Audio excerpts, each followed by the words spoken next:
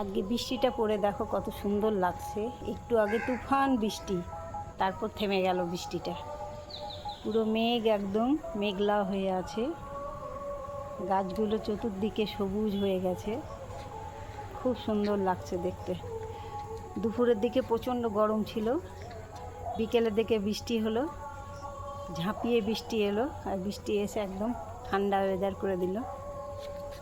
চন্দন গাছটা কত পাতা বেরিয়েছে, আমার প্রচুর পাতা বেরিয়েছে চন্দন গাছে।